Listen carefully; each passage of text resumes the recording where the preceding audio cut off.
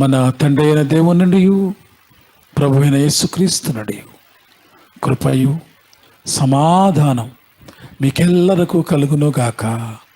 ఆమేన్. Pentecost ఆదివారం యొక్క ప్రత్యేకత. చాలా పెంతెకోస్తు దినాలు చాలా వాక్య సత్యాలు నేర్చుకుంటూ ఉన్నాం. దాని మూల భావాలు నేర్చుకున్నాం. చాలామంది చెప్తున్నారు, పదే పదే వాటిని చెప్పుకోవడం వలన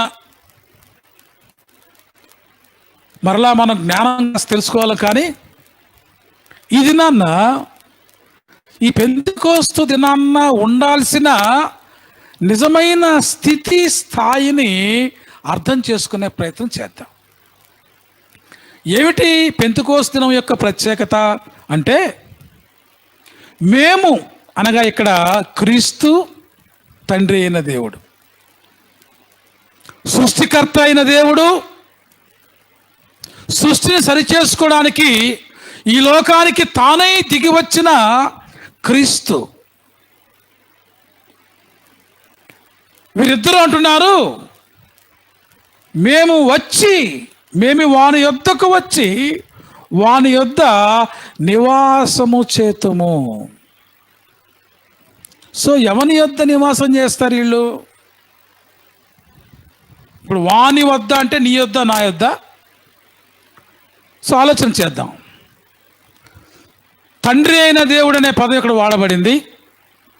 అంటే మన జీవిత ఆథర్, మనల్ని సృష్టించిన వాడు, సృష్టికర్త, మన ఈ జీవితానికి అంకురార్పణ చేసిన వారు సృష్టికర్తే. కాబట్టి అబ్బా తండ్రి అని పిలుస్తాం. పిలవచ్చా పిలవకూడదా అది నీ స్టేటస్. నన్ను సృష్టించిన వాడు నా దేవుడు, నన్ను సృష్టించిన వాడే నా తండ్రి, నన్ను సృష్టించిన వాడే నా నాథుడు. సో అక్కడ నాథ అన్న, అబ్బా అన్న, దేవా అన్న, ప్రభు అన్న, నా ఉద్దేశం మాత్రం ఒకటే. నీకు ఏ ఉద్దేశం ఉందో ఆ ఉద్దేశంలో పిలుచుకో. కాంట్రవర్సీలకు పోవాల్సిన అవసరం లేదు ఇక్కడ. సో నా తండ్రి నాతో నివసించడం, నాకు ఈ ఉద్దేశాన్ని నేర్పించిన క్రీస్తు నాతో నివసించడం, నీతో నివసించడం. ఒకసారి ఈ నివాసం గురించి ఆలోచన చేస్తే, ఇవాళ ఈ పెంతెకోస్తు ఆదివారాన్న మానవునిలో నివసించడానికి పరిశుద్ధుడైన దైవత్వం, పరిశుద్ధమైన కుమారత్వం, పరిశుద్ధ సహవాసం, దానికి పెట్టబడిన పేరు ఇక్కడ యోహాను సువార్తలో ఆదరణకర్త అన్నారు, కంఫర్టర్. సో అనగా నీ జీవితాన్ని నిర్మించినవాడు, నీ జీవితాన్ని ఎలా జీవిస్తే మంచితో నిర్దేశించినవాడు, నీ జీవితంలో నీతో సహవసిస్తూ నిన్ను ఆదరిస్తూ ఉన్నవాడు. అనగా దైవత్వాన్ని ఇక్కడ 3 రూపాల్లో మనం అర్థం చేసుకున్నాం. అయితే ఈవేళ ఖచ్చితంగా ఆదరణకర్త అనగా నీతో ఉండేవాడు, నీలో ఉండేవాడు, నీలో నివసించువాడు. అది నివాసం అంటే. సో తండ్రి దేవుడు, కుమారుడైన క్రీస్తు నీలో నాలో ఎలా నివసిస్తారు? ప్రత్యేకమైన పూర్వపు స్థితులతో వస్తారా? లేదు. వారు నివసిస్తున్న స్థితినే ఆదరణకర్త నివాసం అన్నారు, పరిశుద్ధాత్మ నివాసం అన్నారు దీన్నే. అంటే ఈ తలంపు ఎక్కడ ఉంది అని ఆలోచన చేస్తే, ఆదికాండ గ్రంథాన్ని మనం జాగ్రత్తగా పరిశీలన చేసుకోవాలి. దేవుడు తన ఆత్మను ఈ మానవులో ఉంచిన తర్వాత మానవుని యొక్క క్రియలు, మానవుని యొక్క ప్రవృత్తి, మానవుని యొక్క బాధ్యతలు అప్పగించిన తర్వాత ఆ ఏదోను తోట క్రమంలో ఎప్పుడూ వచ్చి వానితో మాట్లాడుతూ ఉన్నాడట. అంటే సహవాసం చేస్తున్న సృష్టికర్త అయిన దేవుడు. ఒక భాగంగా, ఒక చిన్న భాగంగా మానవ అంతరంగంలో ఆత్మరూపంలో ఉన్న దేవుడే దేహంలో ఉన్న ఆత్మతో కాకుండా బయట కూడా సహవాసం చేస్తూ ఉన్నాడు. సో ఏదైనా తోటలో దేవుడు ఆదాము అవ్వలతో చేసిన సహవాసం, హానోకు దేవునితో నడిచెను. సో ఈ పూర్వపు వ్యక్తుల యొక్క జీవితాలు, నోవాహు జీవితం, అబ్రహాము జీవితం, పితరుల జీవితాలు జ్ఞాపకం చేసుకుంటే వాళ్ళు సృష్టికర్త అయిన దేవుని మాటతో సహవాసం చేశారు. అంతరంగంలో ఉన్న దేవుని యొక్క ఆత్మను ఈ సహవాసానికి అనుసంధానం చేసి జీవించారు. సో కాబట్టి ఇది చాలా ముఖ్యం సహవాసం అన్నప్పుడు. ఆ తర్వాత ప్రవక్తల కాలంలో ప్రవచనాల ద్వారా వినిపించిన దేవుడు, వినబడిన దేవుడు. సో కాలం మారుతూ ఉన్న తరుణంలో కుమారుని ద్వారా, అనగా క్రీస్తు అనే వ్యక్తిత్వం ద్వారా ఒక నరుని దేహంలో మనతో సహవసించిన దేవుడు, మాట్లాడిన దేవుడు, మనుగడ ఇచ్చిన దేవుడు, మనిషిగా అనగా తాను కోరుకున్న, తాను చేసుకున్న మానవుడు, మొదటి మానవుడైన ఆదాము ఎలా ఉండాలని తాను చేసుకున్నాడో అలా ఉండాల్సిన మానవుడు అలా ఉండక, వినాల్సిన వాని మాట వినక, నన్ను ప్రేమించిన వాడు నా మాట వింటాడు, సృష్టించిన వాని మాట వినక తనతో ఉన్న వారి మాట విని సృష్టించిన వానికి దూరమైన ఆదాము జీవితం చాలా జాగ్రత్తగా మనం అర్థం చేసుకునే ప్రయత్నం చేయాలి. అనగా దైవ సహవాసాన్ని మనిషి ఎలా పోగొట్టుకున్నాడు. పెంతెకోస్తు దినం యొక్క ముఖ్యమైన ఉద్దేశం అది. పోగొట్టుకున్న సహవాసాన్ని పునరుద్ధరణ చేయడమే పెంతెకోస్తు దినం యొక్క ఉద్దేశం. మొదటిగా మానవుడు ఎలా ఉంటే మంచిదని దేవుడు ఎంచాడో ఆ మానవుడు దైవ సహవాసాన్ని పోగొట్టుకున్నాడు, దూరం అవ్వాల్సిన పరిస్థితి వచ్చింది. పుట్టింటికి దూరమైన బిడ్డలు ఎలా అలమటించిపోతుంటారో, తండ్రి సహవాసాన్ని పోగొట్టుకున్న ఈ ఆదాం ఎలా అలమటించిపోయాడో మనకు తెలుసు. ఆయన తండ్రి ఎప్పుడు విడిచిపెట్టలేదు. అనేక ప్రక్రియల ద్వారా, ఎందుకంటే మానవుడు ప్రేమించకపోయినా దేవుడు మానవుడిని ప్రేమిస్తూనే ఉన్నాడు. దేవుడు లోకమును ఎంతో ప్రేమించాను. నీవు నేను దేవుడిని ప్రేమించక లోకములో ఉన్న ధాతువులను ప్రేమించి వాటిని సంపాదించుకోవడం కోసం దైవ సహవాసాన్ని పోగొట్టుకుంటున్నాం. కానీ దేవుడు మనతో సహవసించడానికి తాను దిగి వస్తూనే ఉన్నాడు. తరతరాలుగా దిగి వస్తున్నాడు. ఈ తరంలో క్రీస్తు ద్వారా మనతో మాట్లాడుతూ ఆ క్రీస్తు సహవాసంతో, ఆనాటి తండ్రి ఉద్దేశాలతో మీతో నివసిస్తాను. సో దీన్ని పరిశుద్ధాత్మ కాలం అంటున్నాం. ఒక పక్క కలికాలం అంటూనే, ఒక పక్క దుర్భరమైన పరిస్థితి వచ్చిన కాలం అంటూనే, ఆ దుర్భరమైన పరిస్థితులు దాటుకోవాలంటే పరిశుద్ధాత్మ కాలాన్ని నువ్వు పొందుకోవాలి. ఈవేళ రుగ్మతను దాటాలి అంటే శుద్ధత నేర్చుకోమని ప్రభుత్వం మనతో మాట్లాడుతుంది. దేహానికి వచ్చిన రుగ్మత పోగొట్టుకోవాలంటే దేహానికి శుభ్రత కావాలి. మరి ఆత్మకు వచ్చిన రుగ్మతను ఎలా పోగొట్టుకుంటావు? ఈ ఆత్మకు పరిశుద్ధ సహవాసం కావాలి.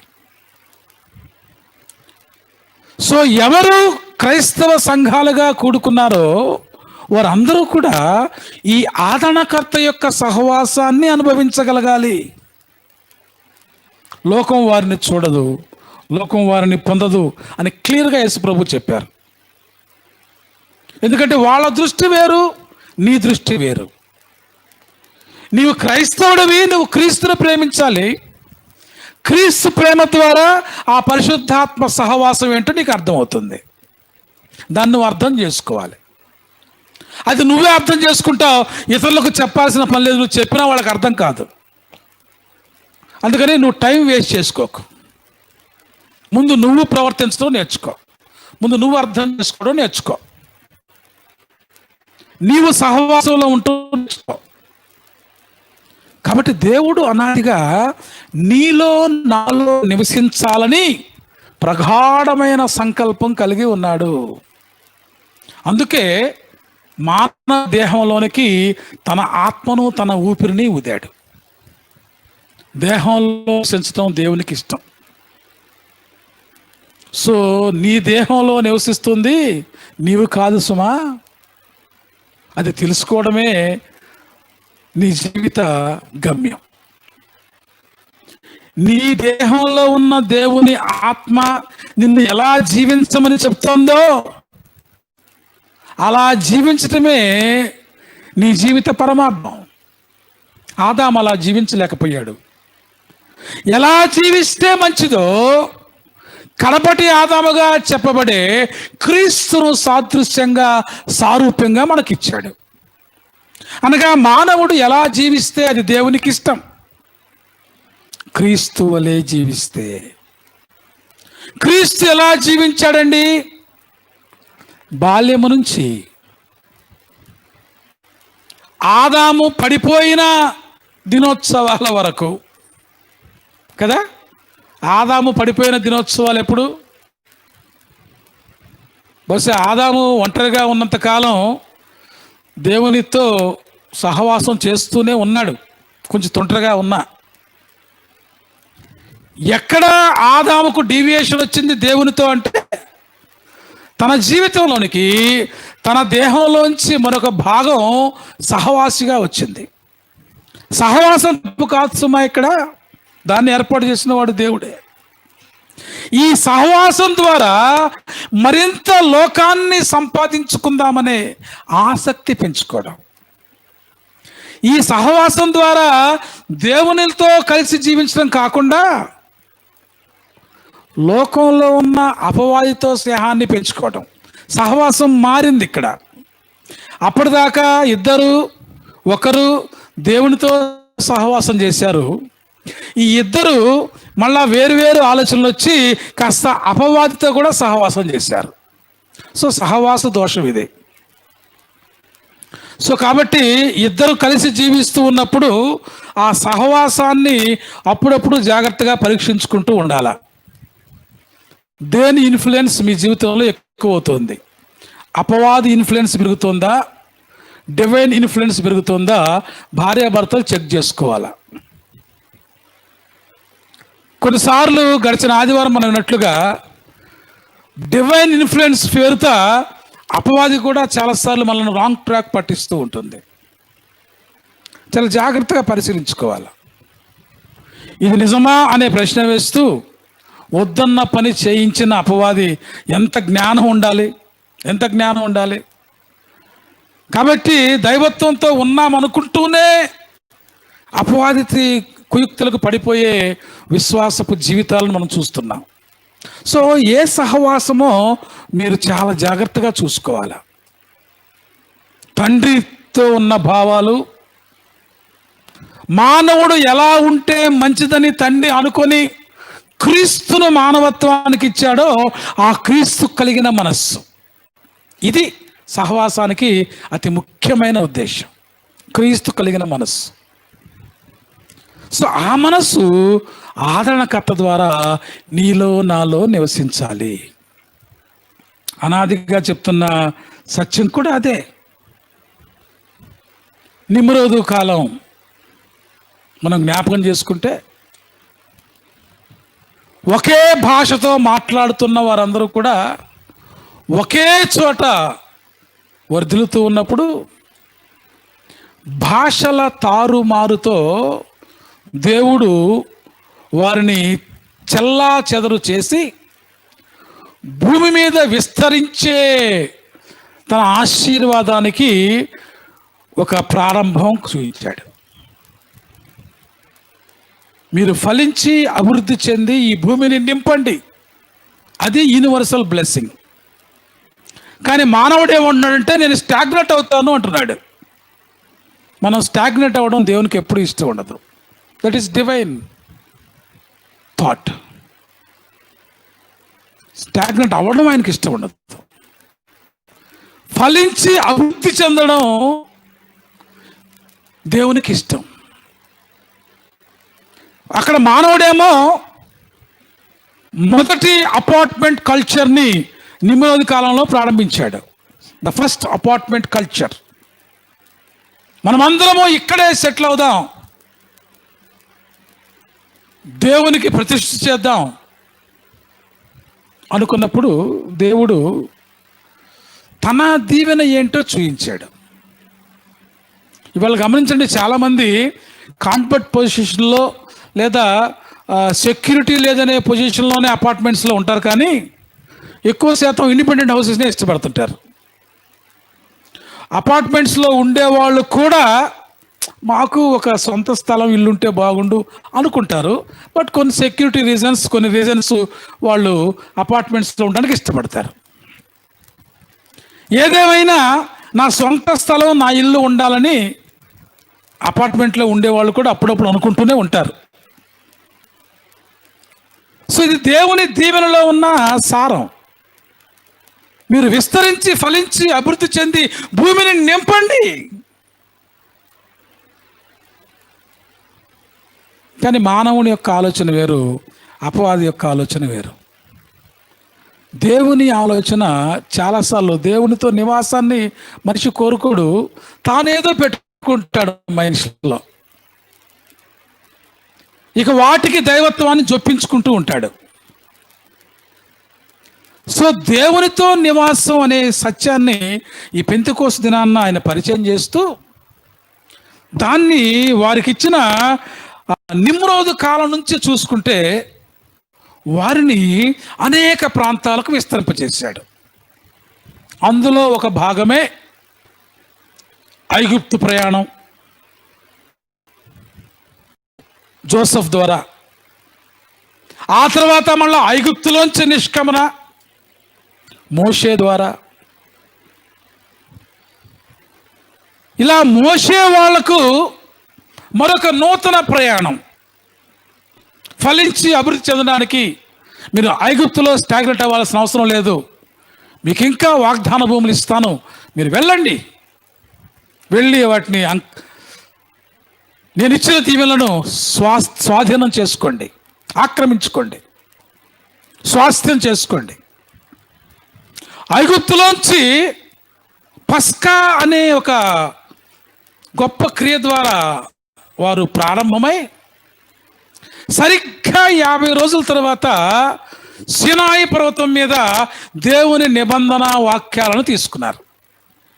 ద న్యూ కాన్స్టిట్యూషన్, న్యూనెస్, కొత్త జీవితం, కొత్త నిబంధన, కొత్త నియమావళి, కొత్త పద్ధతి, నూతనత్వం. ఇది ఎప్పుడు జరిగింది అంటే వారు ఐగుప్తులోంచి ఆ పస్కాను అనుకుని వచ్చిన 50వ దినాన్న. 7 వారాల ప్రయాణం. ఆ ప్రయాణం తర్వాత వారు సినాయి పర్వతం మీద నూతన నిబంధనలు ఎందుకంటే అప్పటిదాకా ఈజిప్షియన్ కల్ట్ వాళ్ళలో ఉంది. అప్పటిదాకా వాళ్ళ జీవించిన విధానం ఆ ఈజిప్షియన్ ఇన్ఫ్లుయెన్స్, దానిలో నుంచి బయటపడటం కోసం ఈ 50వ దినాన దేవుడు ఒక ధర్మశాస్త్రాన్ని రిలీజ్ చేశాడు. మోషే ద్వారా వల్ల దాన్ని మోషే ధర్మశాస్త్రం అన్నారు. సో 50వ దినం పండుగ దినం అయింది వాళ్ళకి. అదే సత్యాన్ని మోషే వారికి పునరావృతం చేస్తున్నప్పుడు, జ్ఞాపకం చేస్తున్నప్పుడు, పండుగలు ఆచరించుకోమని చెప్పినప్పుడు దాన్ని ద్వితీయమైన పండుగగా చెప్పాడు ఆయన. పస్కా పండుగ తర్వాత పస్కా తర్వాత మీరు పెంతెకోస్తు పండుగ ఆచరించాలి. పెంతెకోస్తు అనే పదం కాస్తమా, ఈ పెంతెకోస్తు అనే పదం గ్రీకు పదం అని మనందరికీ తెలుసు. కానీ అప్పుడు ఆ పెంతెకోస్తు పండుగ 50వ దినపు పండుగ ఏమిటంటే కోత పండుగ అన్నాడు లేవీకాండం 23 అధ్యాయంలో. మీరు వాగ్దాన భూమిని స్వాధీనం చేసుకున్న తర్వాత, పస్కాను ఆచరించిన తర్వాత 50వ దినాన్న మీరు విత్తని పంటను మీరు కోసుకుంటారు, లేదా మీకు నేను ఇచ్చిన పంటను మీరు కోస్తారు. ఈ సీజన్, ఈ పెంతెకోస్తు సీజన్ అనేది ఏంటన్నామో 50 దినాల సీజన్. ఇప్పుడు సీజన్ ఏంటంటే ద్రాక్ష, ఖర్జూరం, గోధుమ పంట. ఇవాళ ఇశ్రాయేలు వాగ్దాన భూమి కనుక మీరు వెళ్తే ఇప్పుడు కోత పండుగలు జరుగుతున్నాయి. గడిచిన వారం యూదులు కోత పండుగ ఆచరించారు. అనగా ఇది కోతకాలంకి. సో పెంతెకోస్తు అనే భావన గ్రీకుల కాలంలో వచ్చిన పేరు అది. సో నిజానికి ఇది కోతకాలం. ఇశ్రాయేలు జీవితంలో శ్రేష్టమైన పంటగా వారు గుర్తించబడిన కాలం. అప్పటిదాకా బానిసలుగా ఉన్నవారు స్వేచ్ఛగా దేవునితో ప్రయాణం చేసి, దేవునితో సహవాసం చేసి ఒక శ్రేష్టమైన జనంగా పిలువబడిన కాలం. వారు వాగ్దాన భూమిని సొంతం చేసుకున్న తర్వాత శ్రేష్టమైన ఫలాలు వారికి వారు కోసుకొని, ఎవరో పెడితే తిన్న తిండి కాకుండా స్వచ్ఛంగా ద్రాక్ష పంటలను కోసుకొని, ఖర్చు పంటలను కోసుకొని, గోధుమ పంటను కోసుకొని, ఎవల పంటను కోసుకొని, ఇది మా పంట అని తృప్తిగా వారు భుజించిన దినం కోతకాలం.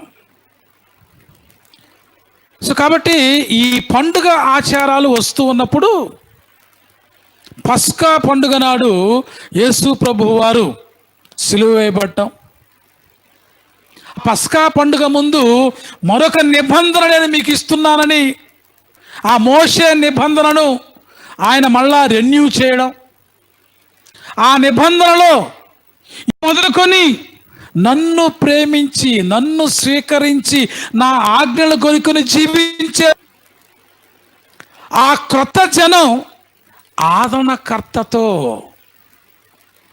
నేను తండ్రి వారిలో జీవిస్తున్నామని అర్థం చేసుకుంటారు. కాబట్టి ఈ సందర్భాలన్నీ మనం చూస్తే, సీనాయి కొండ మీద దేవుడు మోషేకి ధర్మశాస్త్రం ఇచ్చినప్పుడు వారందరూ గుంపుగా ఒకచోటే ఉన్నారు, కింద ప్రజలందరూ కూడా సహవాసం.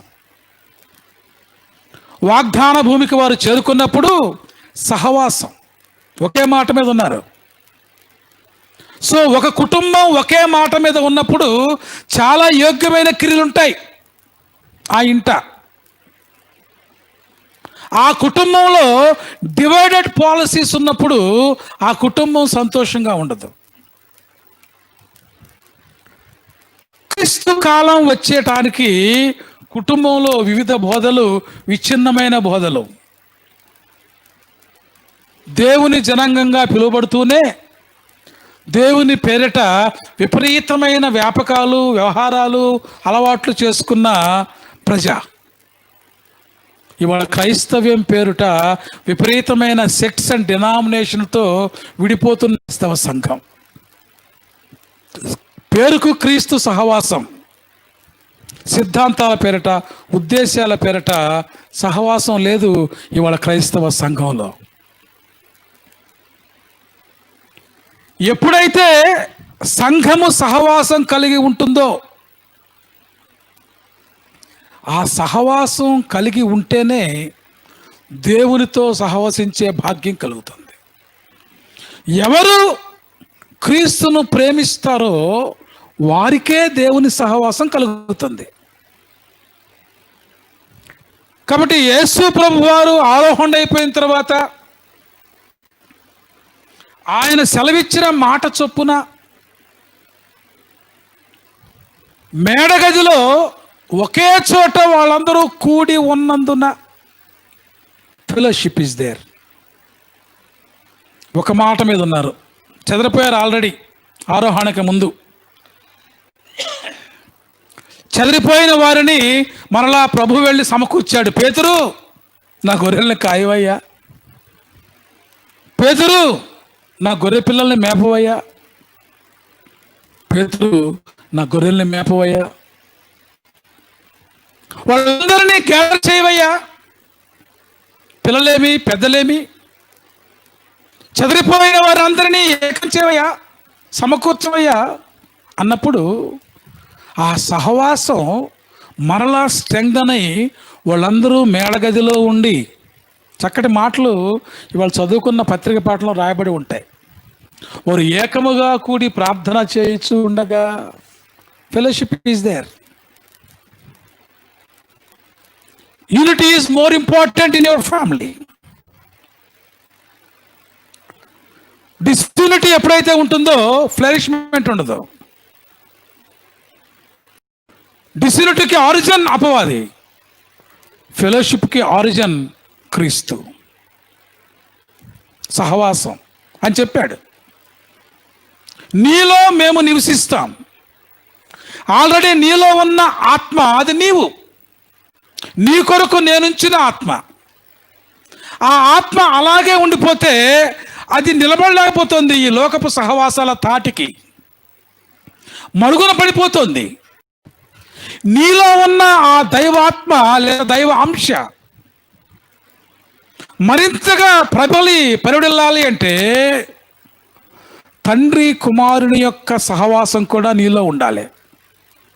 దేవుని నువ్వు ప్రేమించాలి, దేవుడు పంపిన క్రీస్తుని నువ్వు ప్రేమించాలి.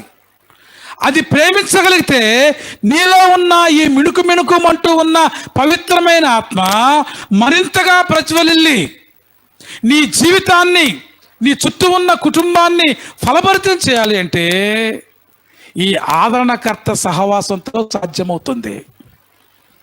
ఎప్పుడైతే మేడగదిలో ఆ సహవాసం సాధ్యమైందో దాన్ని వారు ఎంజాయ్ చేశారు.